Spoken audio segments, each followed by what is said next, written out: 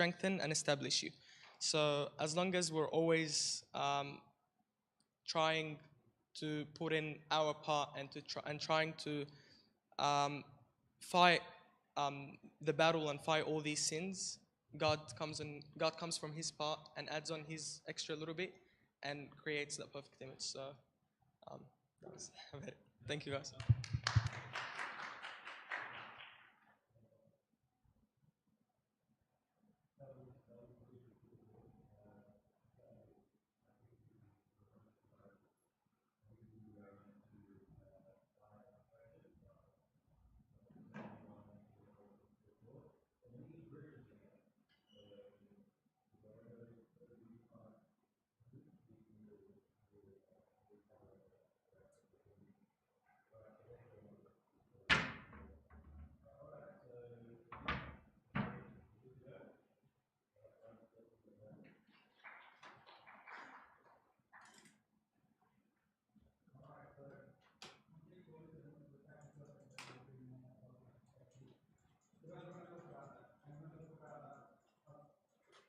We're going to talk about that a lot when we're talking about how to deal with slander.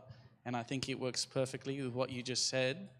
And I really love that you said, we try to do our best, and then God comes in and He gives us the rest, and that fills our heart. I really like that. And I want to come back to that. We're actually going to talk about something very, very similar later. But we'll start now with just the introduction. So, how to deal with slander.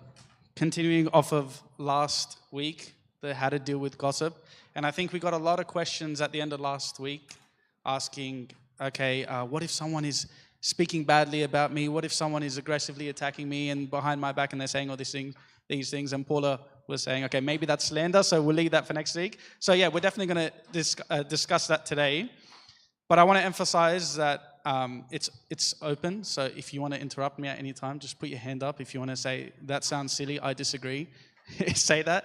If you want to just add anything. Also, we're going to have a chance to discuss even more. So I think that's going to be good. So this is actually how I structured it. How to deal with slander. What is slander? Obviously, we're going to define it first. And we'll define it looking back at the definition of gossip. Okay? And then we're going to look at how often might we engage in slander. And I think that's really important. Because you might not think that you're a very slanderous person. Okay? Speaking for myself too. But it probably happens more than you think. And then why should I stop slander and gossip? Okay, usually when we want to stop something, you need to give me a really good reason why I should stop it. And then finally, how should I deal with slander against me? So then we're going to look at how you should deal with it when slander is directly against you. So obviously we'll talk about what slander is, how we are going to deal with our own engagement in slander, and then how to respond to it. All right, so what is slander? Thanks to Google, slander is the action or crime of making a false spoken statement damaging to a person's reputation. Okay, so I read that, and the first thing I thought is that, yeah, that doesn't really apply to us, or that doesn't apply to me. I might gossip. Yes, of course, I'll gossip, and I'll talk about other people, but I never purposely try to ruin someone else's reputation by making false claims, right? Never purposely try to ruin someone else's reputation. And when I gossip, I usually say the truth.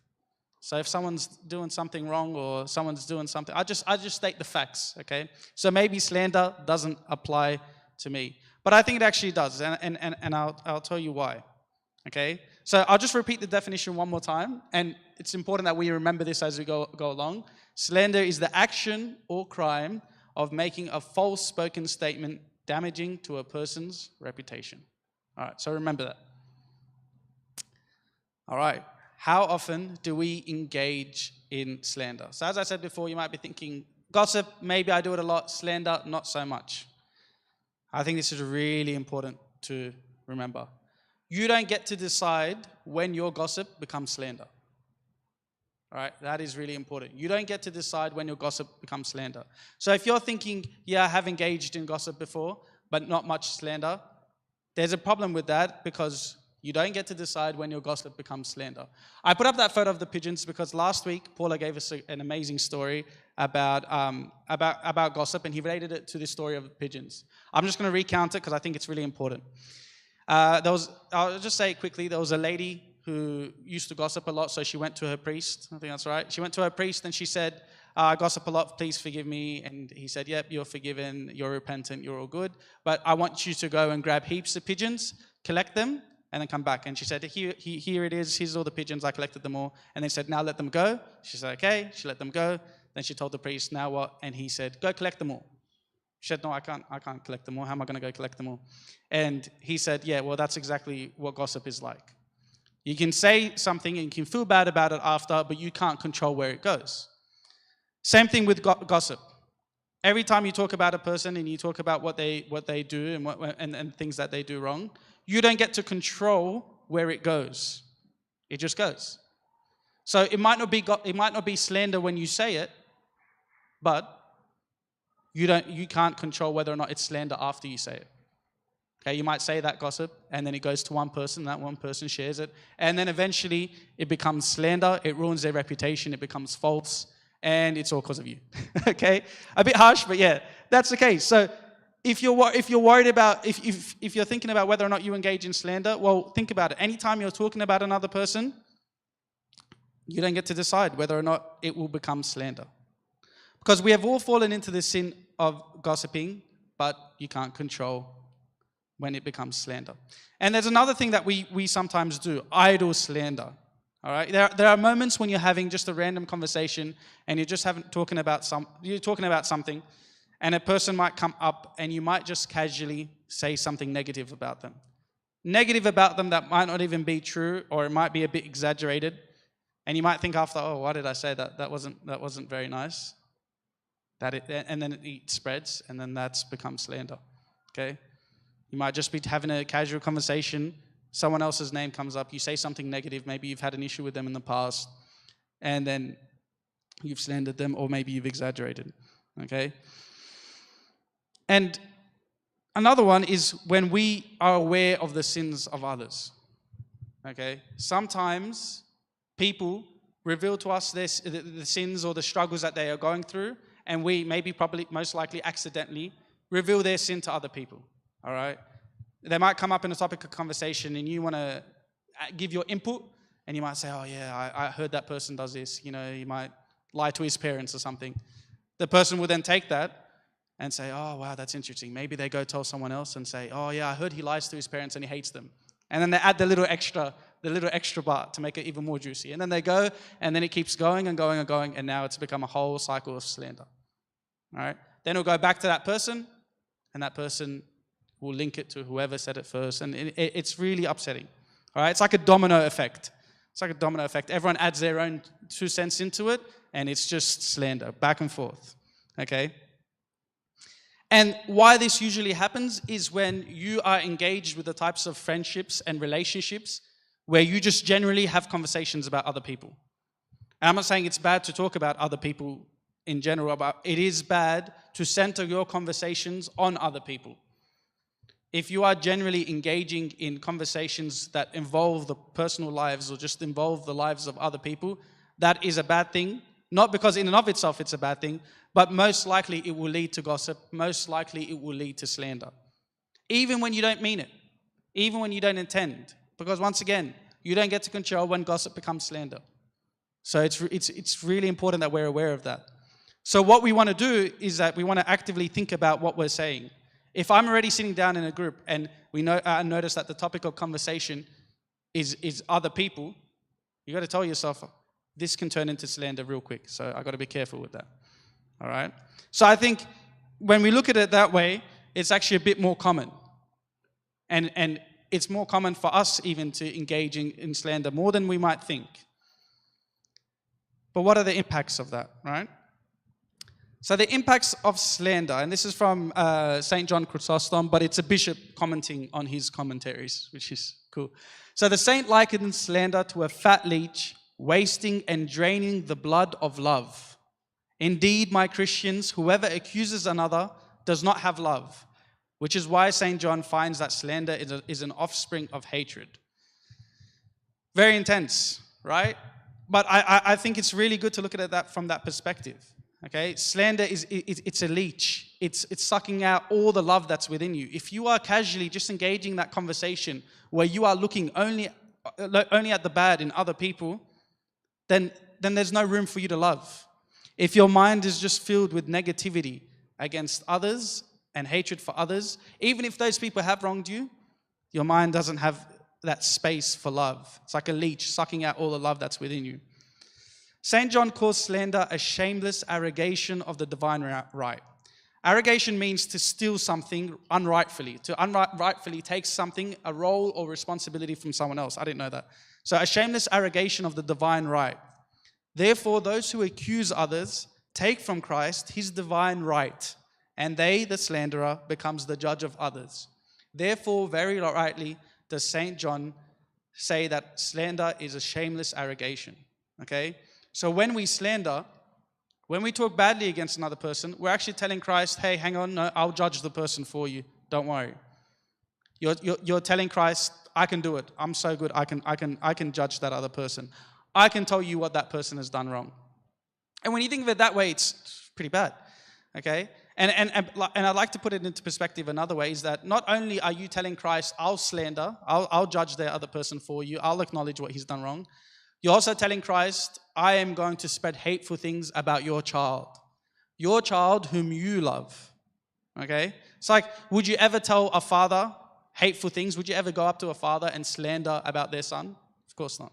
Right? You're not going to go up to a father and say, hateful things to their children, of course, because you know that a parent loves their child so much. You would never say that. Okay? So same thing. We should never want to engage in hateful words against Christ's children. But obviously from that it's very clear slander is a sin, and I think we went into this knowing that slander is a sin. It's bad, it's a definite sin. We don't want to do it. Okay? So maybe that's why I should stop slander. It's a sin, I don't want to do it. But I find that usually just being told that something is bad, don't do it, it's not enough for us to not do it. Okay? The best way to look at it is that if you engage in it, if you are regular, and this goes back to what St. John was saying, if you are regularly engaging in slander, you cannot be a being of love. And that is really important. So, beings of love. There's this quote from, I don't know if you guys have heard of it, it's called The Brothers Karamazov by Dostoevsky. I really like him. He has a character in his book, all right? He wrote a novel, but he has a character. It's a Russian Orthodox monk. His name is Elder Zosima. And this monk has everything he says is quotable. And one of his quotes is this: try to love your fellow human beings actively and untiringly. In the degree to which you succeed in that love, you will also be convinced of God's existence and your soul's immortality. And I read that for the first time, and I'm like, wow, that's amazing. Because I never looked at loving other people as having that response. So when you look at it from that perspective, is that I should aim to be a being of love. Okay? If I have any doubts in my faith, if I have any doubts that God exists and God is love and there is an eternity and there is heaven out there, then I need to be a being of love, and to the extent in which I succeed, I will have no doubt about God's existence and my soul's immortality. I really love that. And it tells us, and this goes back to our orthodox view of achieving heaven on earth. And in doing that, and to be able to do that, we need to love. We need to love each other. All right? So rather than looking at slander as, I shouldn't do it, it's a sin, it's bad, you look at slander as, if I slander, I'm not going to be a being of love. If I'm not a being of love, I'm not going to feel God in my life. I'm not going to feel eternity. So rather look at the positive. Look at what you are aiming for. I don't want to slander because I want to be a being of love. I want to love everyone around me. How can I love someone if I'm so critical of what they do wrong? If I'm trying to assume the worst out of everyone? All right? You won't be able to love everyone. So instead, you need to focus on the good. Focus on everything good about a person so that you can be a being of love. As a Christian, we strive to be like Christ, and in doing so, we must be beings of love. And slander is the complete opposite, as St. John said. Of course, you cannot be a being of love if we slander one another.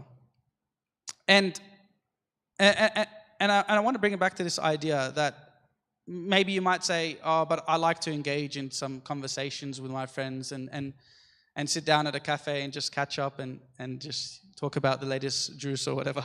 And all right, you might think maybe later on when I'm not young, I'll stop gossiping and I'll stop slander. But the way I see it, that if we are not actively trying to stop slander now, today, then when are we gonna do so? It's like prayer. If we're not gonna start praying today, when are we gonna do so? I'll pray tomorrow. Or I'll pray next week. Or I'll pray next year. But last year you said you'd pray this year. 5 years ago you said you'd pray this year. All right. Yesterday you said you prayed today, but you didn't pray today. Obviously, I'm speaking for myself first. But same thing with slander. If you don't want to stop talking about other people, if you don't want to stop gossiping, if you don't want to stop slandering other people, when are you going to want to stop?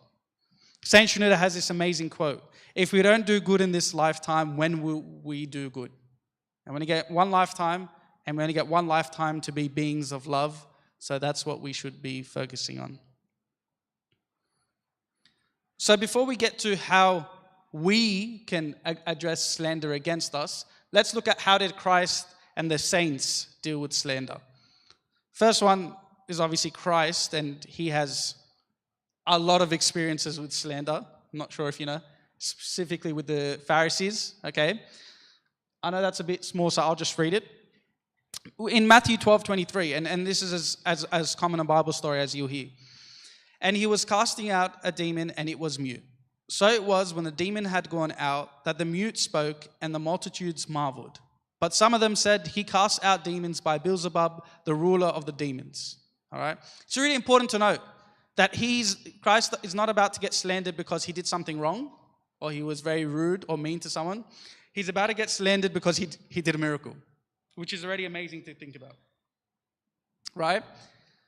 So we continue. Others testing him sought from him a sign from heaven, but he, knowing their thoughts, said to them, every kingdom divided against itself is brought to desolation, and a house divided against a house falls. If Satan also is divided against himself, how will his kingdom stand? Because you say, I cast out demons by Beelzebub. All right? And I really love this response. Immediately, Christ just focuses on the truth. Okay? He doesn't say, how can you guys say this? I'm the Messiah. I am God. You need to be listening to me. No, he immediately just focuses on the truth and says, hang on, that doesn't make sense. All right? So when slander was thrown at him for doing the right thing, he just said, that doesn't make sense. That's not the truth. That's it. He focuses on the truth, and that was all. He didn't rebuke them or punish them. At the end of the day, this is Christ. He still loved them even though they slandered him. He just focused on the truth. Yes.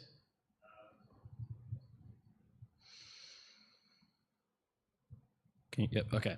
So, just to play devil's advocate here, right? So Please. Sometimes, with that approach, right? If I address a person and I state the facts, sometimes I'm seen as trying too hard. Yes. Oh, look at him! He's trying so hard to defend himself or explain himself. Yeah. And then it sort of has like a reverse effect. Yeah. So, what should my position be like? I was thinking about that question myself, and I think the next story answers it. All right, I'll read the next story. Actually, can someone read that? If you can see it? All right, should I just read it? I'll just read it. All right, in the face of this, so this was, I'm going to give a story about Pope Kyrillos, right? And I got to give some context about this. If you're not aware, Pope Kyrillos, during his time as Pope, especially at the start, they were very upset that he was Pope. All right, to the extent where they hated him and they thought he was useless, and they used to slander him all the time. They used to call him uneducated, and they used to call him a beggar. And they used to have this really serious issue with how much he would pray, as if that was an issue. Right? They would say he would pray too much. But to put it contextually, their problem with him was the fact that he wasn't more like political, going out and about, talking to the president, solving the political issues of the church. He would always say, I'm just going to pray about it. It worked, but they didn't know that at the time. So this is from Father Dan's book. I don't know if you guys have read it. It's an amazing book. It's called A Silent Patriarch. And this is just a story of how he dealt with slander. I've actually got another story as well, and I could tell that. So what the story is, it starts, in the face of this persistent abuse and slander, Krulus remained, as far as one can tell, ever gracious and gentle. All right, so in the face of slander, he was ever gracious, ever gentle. Always staunchly immediate in his forgiveness. In late 1959, 12 eminent Cairo-based priests initiated a movement against Krulus. So the clergy were getting involved against him. Apparently on account of his absorption in prayer. The priests had a problem with him praying. They began furiously writing and circulating defamatory pamphlets, often staying up into the early hours of the morning, for the better part of a year and a half. They persisted in their efforts until suddenly their printing press malfunctioned. Undeterred, they hurriedly had it fixed and resumed their efforts. Almost immediately, the machine halted once more. This time, however, they were told another component had become damaged, rendering the press irreparable. At this point, one of the leading priests became frightened and rushed to the patriarch, kneeling down and crying, "I have sinned, absolve me, your holiness." "What is the matter, my son?" replied Krulus. "I insulted you too much," the priest started. But before he could finish, Krulus interrupted. "Yes, staying up until 1:30 a.m. each day, printing pamphlets and distributing them from Alexandria to Aswan until the printing press broke." But the priest asked, and now extremely uncomfortable, "How do you know all this? Why didn't you talk to us?" "I was praying for you," replied Krulus, which we should note was likely their very accusation. Terrified, the priest begged for absolution, to which Krulus gently assured, "With all my heart, I absolve you, my son." The rest of the priests were likewise immediately forgiven, becoming, according to the account, some of his most faithful clergy. Okay? And I think that's another response we can take, and it relates to the question. In Pope Krulus's case, he was slandered like no tomorrow by not only people and non-Christians, but also by Christians and clergy members and priests and bishops. Okay? And his response to that was, "I will pray for them, and then I'll forgive them. I'll pray for them and I'll forgive them," and that's it. Okay? He didn't go out and seek to clear his name. He said, "I'm going to pray for them and show them love." There is actually another story. I didn't write it up here, but I remember it also. Once again, there was another printing press that was writing a lot of slanderous things about him. And his secretary came up to him and showed him the newspaper and said, "Look what all these people are saying about you. They're saying lies. These things are obviously not true." And then he looked at it and he was very sad. He looked like he was about to cry, and he said, "All right, don't worry about it." He said, "What do you mean? You have to address these rumors and these comments." And he said, "We'll pray about it." And he was very sad. He was almost brought to tears. And then the priest went away. And then I think in a few days, the printing press fell through financial hardship and collapsed. Okay? So the secretary came up to him and told him, "Oh, good news. That printing press won't write any more slanderous things. They shut down." And then he looked at him and started crying. And he said, what are you crying for? I thought you were going to be happy." And then Pope Krulus said, "Why would I be happy? All those people that were working there now have no jobs. Those people have to provide for their families. Those people have families and they have lives, and how are they going to afford anything now?" He said, "Please get me the details of those people so I may help them to get work." That was his immediate response. His immediate response wasn't, "Oh, I prayed, God answered my prayers, yeah, it serves them right." His immediate response was, "Oh, I'm like, they need jobs, all right?" His immediate response was, "Treat them with love." And I find that amazing. In regards to that story, I want to ask you guys a question now. So, and I think this is the first thing that's going to the first thing you're going to think about when we bring up Christ and we bring up the saints. All right? Is it realistic to attempt to respond to slander like Christ and the saints did? In this day and age, should we have a more head-on approach? All right? What I want you to do, I want you to talk to the person next to you. I want you to discuss that question with the person next to you, and then we'll share after. Okay? So talk to the person next to you. Try to answer that question. I want to see what you guys think.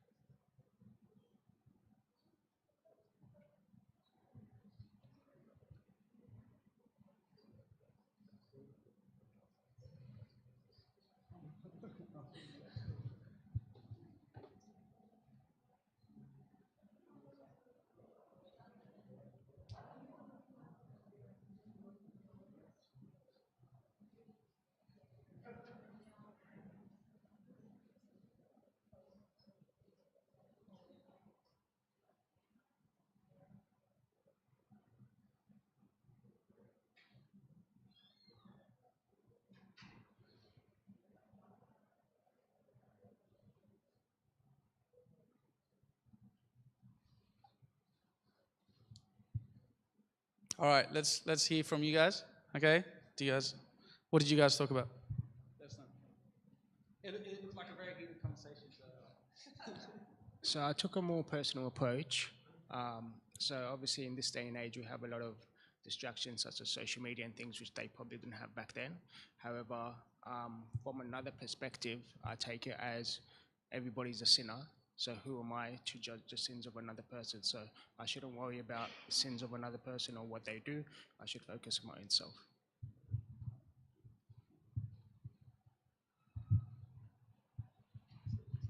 I think it links to what George was saying of trying to reach as close to perfection as possible. So obviously it's like extremely difficult to respond to it the way they did, but we just tried our best to work on it and try to react better.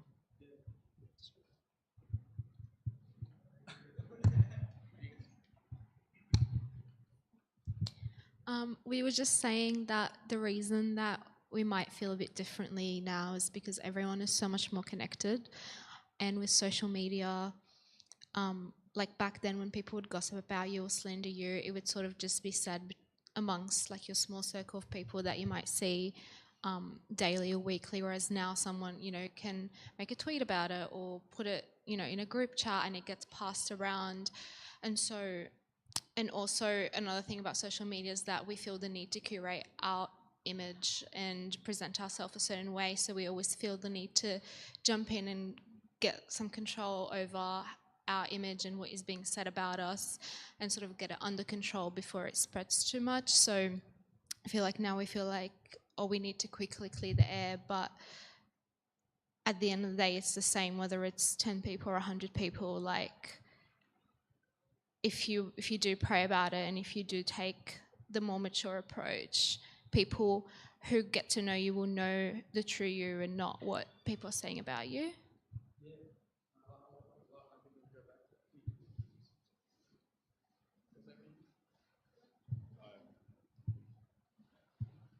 Anyone else? Someone here?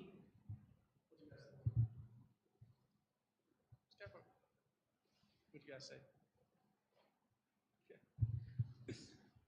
Look, I think it's possible to react in that way, but it's a lot less common and a lot less realistic in this day and age because of like the whole connections, and it can spread a lot further. But I feel like as long as you keep a close circle, I feel like you can just, anything can be said about you, and the people that know you can just it is what it is, You don't have to react to it, positive or negative. I feel like you can just brush it off. Yeah, I really like that, and I think we're going to go back to that. Could I get one more person? What were you guys talking about? Thank you. I also think that you can just brush it off to a certain extent. I don't know if it's super realistic, especially because things do go around a lot, especially in our community, and pretty quickly. So I don't know how realistic it is, but I think for the most part you can just brush it off and have that approach. All right. Yeah, so I think, anyone else? Hands up? No? Okay. All right. I think that summarizes a bit of what my perspective is on it as well. I really like that we mentioned social media, all right? Because social media kind of changes the ball game. When you're getting slandered on social media, it's much more public and it's much more hard to deal with. So that's why I actually said in this day and age, should we have a more head-on approach, okay? But I like that the majority is, just brush it off. But I want to bring this idea to you. Aim for the bullseye, right? So if you're going to the archery range for the first time, you're going to go and you're going to get your bow and you're going to get your arrow and you're going to aim. What are you going to aim for? What are you guys going to aim for? The bullseye. Why would you aim for the bullseye? It's your first time going to archery. Are you going to get the bullseye? Probably not. So then why are you aiming for the bullseye? You aim for perfection, even though you might not reach perfection, because you wouldn't go to an archery range and not aim for the bullseye. Right? So when we're talking about these things and we look at the lives of the saints and we look at what Christ did, Christ and the saints, that's the bullseye. That's what we aim to achieve. It is pointless, however, to live your life thinking, I can't achieve that. That's a bit unrealistic because I'm not at that level. But in an archery range, you would always aim for the bullseye. So always aim for the bullseye. It's okay if you don't get it. It's okay if you don't get that level of perfection, but that's what we need to aim for. And that's what we will be aiming for our whole lives. So when it comes to those stories and when it comes to looking at what Christ did and seeing how he responded, that is what we should be aiming to do. We should be aiming to respond like the saints responded. We should be aiming to respond like Christ responded. Because that is what we're aiming for. Even if you know deep down, I'm probably not going to hit the bullseye, I'm probably not going to achieve that level of spirituality, you aim for it regardless. Okay? And the more you aim for it, the more you get closer, just like practice over time. And it just, as George said, you give your best, you aim for perfection, and then God comes in and does the rest. He comes in and gives you his heart, and he does the rest. Okay? So that's why I really think when you are going through these issues, when you are going through these problems and these catastrophes, look at the lives of the saints. Look at what Christ did. And when you look at it, don't say, I can't do that. That's a high standard. Say, I'm aiming for the bullseye regardless, although I might not get it. Just like you would at an archery range. So, how would we summarize then how you should deal with slander? And I think the first thing to do is accept it. You have to accept it. Accept the fact that slander is going to impact your life multiple times and be okay with it. If you can be okay with this fact that slander is going to impact you multiple times in your life, then you'll stop being so occupied with it. You don't want to be like a crazy person trying to weed out every single conversation and understand every single conversation that's happening about you. And, oh, is someone saying something bad about me? No, how can they say something bad about me? You have to just accept it. Just like people over there were saying, just brush it off. Accept the fact that you will go your whole life hearing bad things said about you. Most of the time, they won't be true. Okay? Now, you're not accepting it so you could be a pushover. You're not accepting it so people can just walk all over you. You're accepting it so you could have your own peace. Because if you're not accepting the fact that it will happen, then you're gonna drive yourself crazy just trying to stop it from happening. Okay? Then the second one, which is extremely important, is don't hate the person who is slandering you. That's worse than the first one. If you hate the person who is slandering you, then you're worse than the person slandering you. Because he might have slandered you for a second, just for a moment, and then forgot about you. But you're keeping it in. You're allowing the words that person said in passing, you're allowing those words to enter within you and eat you alive. So that he's thriving and he or she is moving on with their life, but you're there being eaten alive by what this person said. And that's what will happen if you hate that person. Okay? You will only lose by hating that person.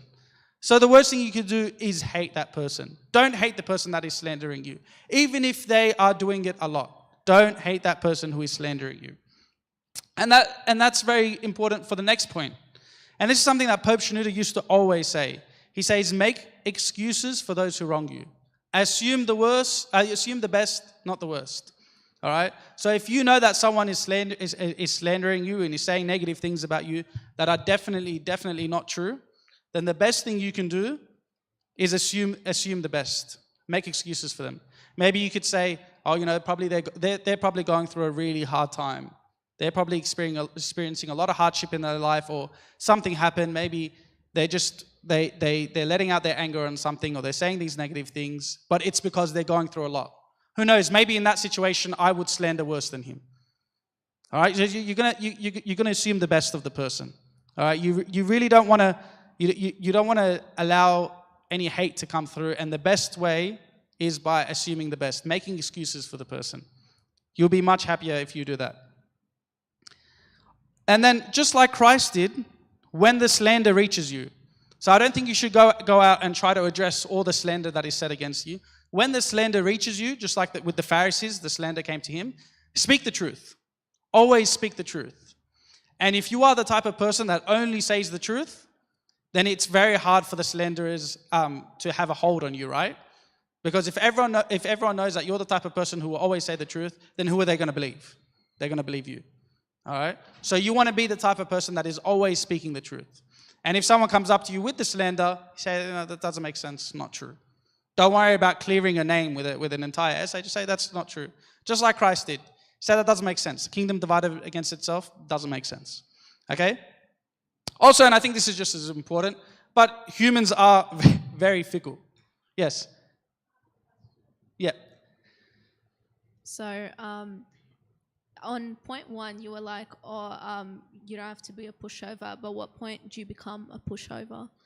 Yeah, and I think that's the next thing to talk about. I think if you are just allowing slander to go about your day, and if slander actually comes to you and you say absolutely nothing, then fair enough, you are being a pushover. But if you address slander when it's at your doorstep and say, that's not the case, that's not true, but show also that you are not moved by it, I think in and of itself, you showing that you are not moved by the slander is an argument to the truth, right? And I also think that when we say, oh, you're being a pushover, we're also forgetting that you should always be giving this issue to God. Just like Pope Carlos was. You're always giving this issue to God. And the same God, and I love this quote, the same God who is moving the universe and the whole world will work for you. Because what you're asking for is you're just asking for the slanders to stop. So God will be with you, and God will help you. But as well, don't just accept the slander, but don't just say nothing. If it approaches you, address the slander, say, sorry, that's not the case. I think that... Happy with that? I think as long as you are always speaking the truth, if the slander comes to you, say the truth. Say that's not the case. And once again, humans are fickle. People are very fickle. They are always changing their mind, and everyone has this recency bias. They might have heard something the other day and said, oh, wow, yeah, that person's like that because I heard it. In 2 weeks' time, people stop talking about it, you haven't addressed it, whatever, they forget, right? We see that happen a lot. Not all the time, but a lot of the time, people just forget, people move on. They will move on to the next person, the next story, whatever. But if you show you are not moved by it, if you understand, if you accept it, address it when it comes to you by speaking the truth, I think then you'll be all right. And then the last one, which is not up there, but it's really, really important, is to show love to all. Okay? Show as much love as you can. And I think this also answers your question, and it relates to the next Bible passage.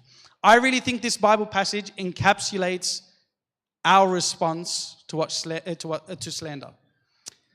So St. Paul says in Romans, do not take revenge, my dear friends, but leave room for God's wrath. So it's up to God.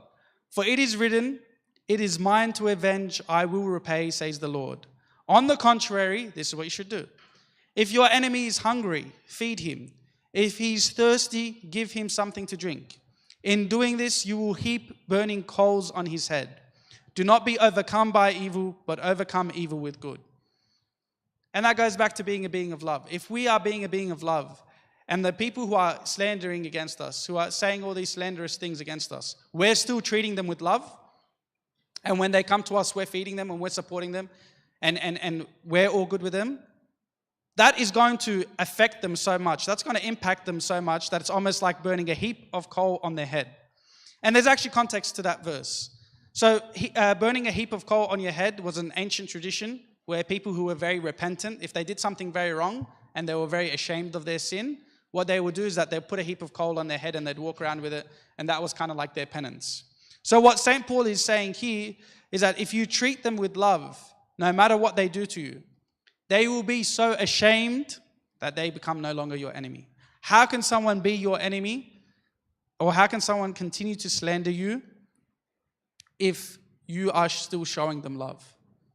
Right? And I think when you think about everything, put it all together, knowing that we're aiming for the bullseye, knowing that when we give them love, that will shame them out of their slander.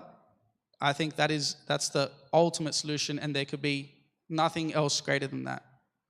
Because the strongest and most powerful response to persecution is to love.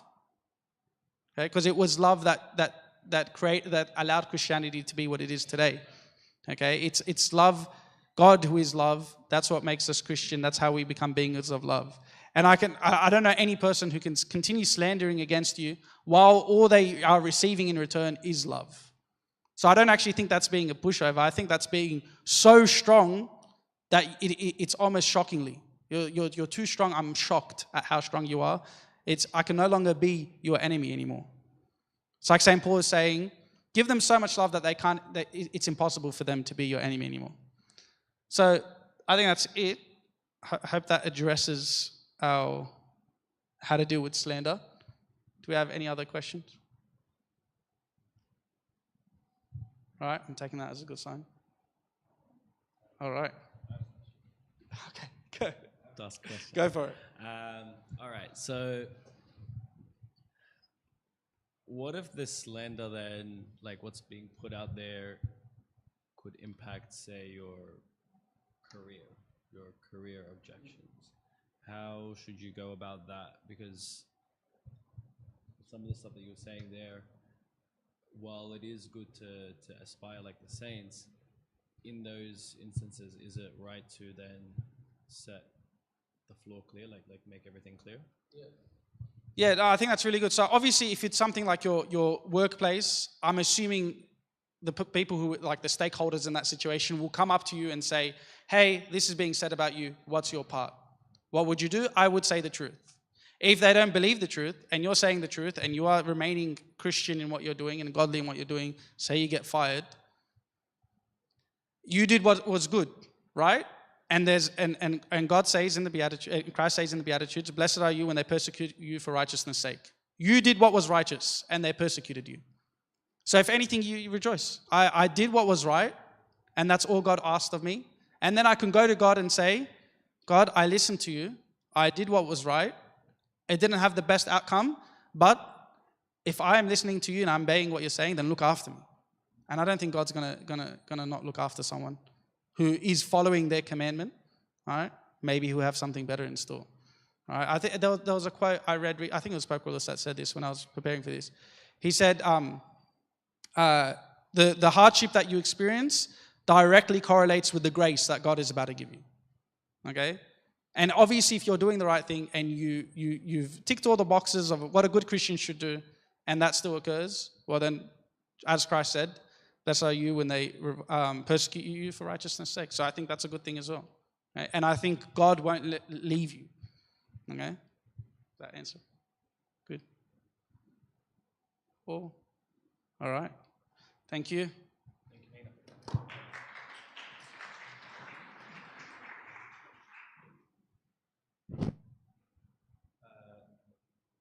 Terrific message, guys. It's one of those issues that's always going to be around. Like Mina said, it's something, unfortunately, that you're going to encounter at one point in your life. Oh, sorry. I keep making that mistake.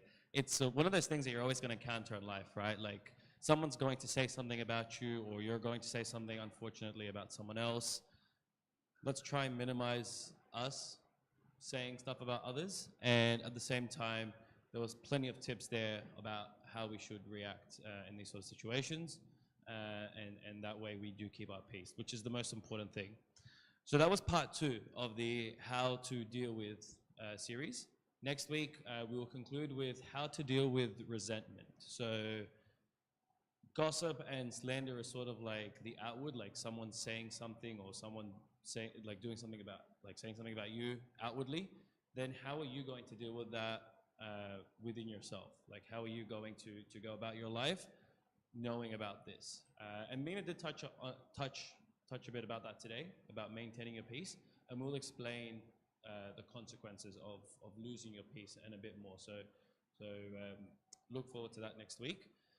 Guys, reminder, we are now starting 8:15, okay? 8:15, we're going to get together, we're going to pray, and then at 8:30, we're going to have one praise and worship song, so just a song between all of us, and then the segment. So the segment is one of you guys giving a short message to your fellow youth member. And it's good to hear from each other and hear each other's experiences, so please try and be on time. We're going to finish by 9:30. That's the rule now. So at 9:30 we're going to be done, so we can go out and hang out and do more together. So please respect the time. 8:15 we're going to start prayer, and we'll be done by 9:30, like everything else. I don't think there are any other announcements at this moment. Sorry? Oh, that's right. The outing, which is next Saturday. Yes. So not tomorrow. The following Saturday, we're going to Milk Beach. Yep, that's what it's called. All right, perfect. So Milk Beach is an outing. We're going not tomorrow, the Saturday after. For more details, go to Anna. Anna will be leading that. I think we have a barbecue stored for you guys, so we would love for you all to be there. It'll be a good day out. Hopefully, God willing, the weather will be good, and you all have a good time. I actually wanted to congratulate you guys. So we actually finished first with the number of registrations for the SYC camp. So beside the fact that most of our youth will be going to SYC and receiving a beautiful message, we also get a signed icon from His Holiness Pope Tawadros. So we'll be sure to claim that and share it with you all. So good job for that, guys. Other than that, I don't think there are any other announcements. Let's all stand up for prayer, and we'll go out after.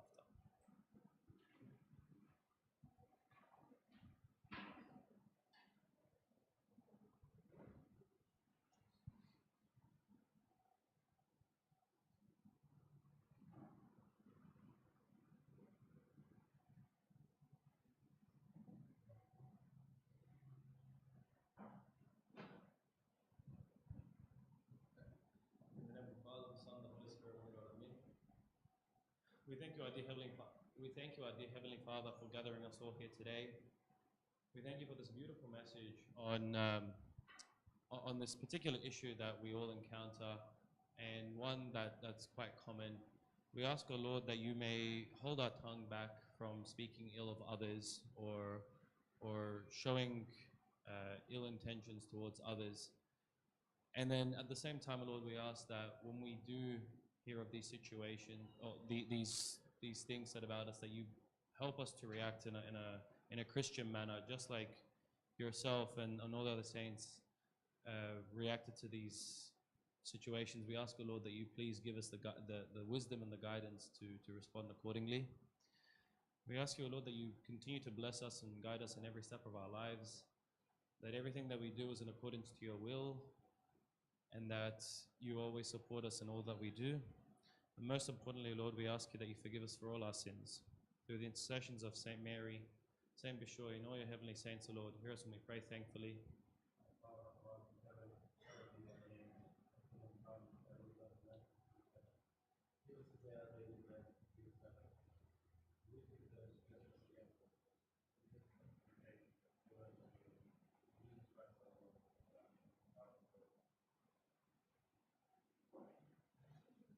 If anyone wants Orban, we have Orban here.